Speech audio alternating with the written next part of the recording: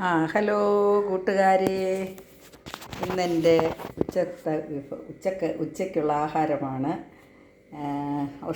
ഔഷധ കഞ്ഞി. കർക്കിടക മാസമല്ലേ, എല്ലാ ദിവസവും ഒന്നുമല്ല, ഓട്സും അതും ഇതുമൊക്കെ തന്നെ കഴിക്കണം. ചോറും ഇടയ്ക്കിടയ്ക്ക് കഴിക്കാറുണ്ട്.